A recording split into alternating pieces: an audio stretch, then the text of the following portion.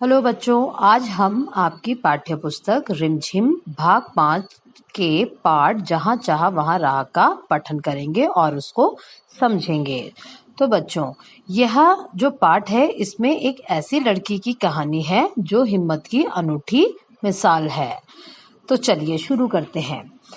26 साल की इला सचानी गुजरात के सूरत जिले में रहती है। उसका बचपन अमरेली जिले के राजकोट गांव में अपने नाना के यहाँ बीता।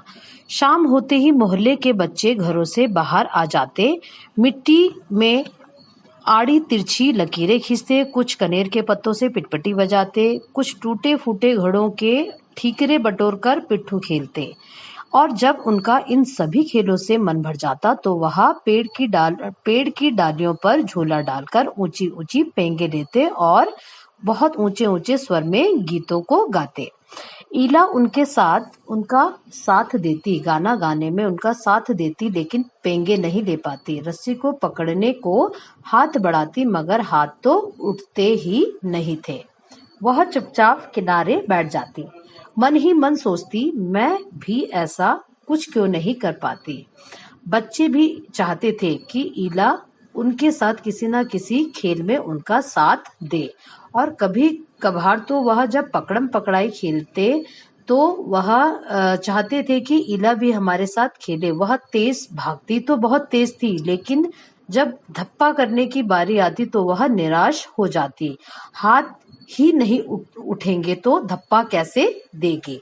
वह बहुत कोशिश करती, पर उसके हाथों ने तो जैसे उसका साथ देना ही छोड़ दिया। इला ने अपने हाथों की इस जीत को एक चुनौती माना। उसके हाथ तो थे, लेकिन क्या थे, बहुत छोटे छोटे थे। वह उनसे कोई सही तरीके से काम नहीं कर पाती थी। वह उसने वह सब अपने पैरों से करना सीखा जो हम हाथों से करते हैं, जैसे खाना खाना, दाल भात खाना, दूसरों के बाल बनाना, फर्श में झाड़ू लगाना, कपड़े धोना, तरकारी यानी सब्जी को काटना और तख्ती पर लिखना। ये सारे काम वो किससे करती थी? पैरों से, क्योंकि वो हाथों से काम नहीं कर सकती थी। एक बार उसने क्या किया, स्कूल में दाखिला ले लिया। दाखिला मीन्स क्या होता है? एडमिशन लिया। दाखिला मिलने में उसको बहुत परेशानियों का सामना करना पड़ा, क्योंकि उसकी सुरक्षा को लेकर स्कूल वाले जो वहां थे वो बहुत चिंता करते थे। और उसकी गति, क्योंकि हाथों से हम जिस फुर्ती के साथ हम काम करते हैं, पैरों से हम उतना गति के साथ नहीं कर पाते हैं। तो इस विषय में वह चिंता करते थे। किसी किसी किसी काम में तो थोड़ी बहुत परेशानी आती ही थी। वह परेशानियों के आगे लेकिन घुटने टेकने वाली नहीं थी। उसने 10वीं कक्षा तक पढ़ाई की। वह 10वीं की परीक्षा पास नहीं कर पाई। ईला को यह मालूम न था कि परीक्षा के लिए उसे एक अतिरिक्त समय मिल सकता है। उसे ऐसे व्यक्ति की सुविधा भी मिल सकती है कि जो परीक्षा के समय लिखने का उसका काम करे, क्योंकि ऐसे बच्चों को एक सुविधा दी जाती है कि वह लिख नहीं सकती है तो उसको एक व्यक्ति दिया जाएगा कि वो उसका काम कर सके। यह जानकारी ईला को समय रहते मिलती तो कितना अच्छा आता। उसे इस बात का बहुत दुख था, पर यहाँ आकर सब कुछ खत्म तो नहीं हो जाता।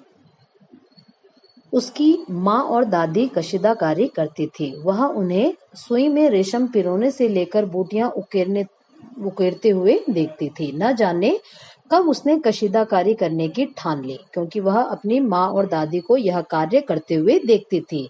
यहाँ भी उसने अपने पैर के अंगूठे का सहारा लिया।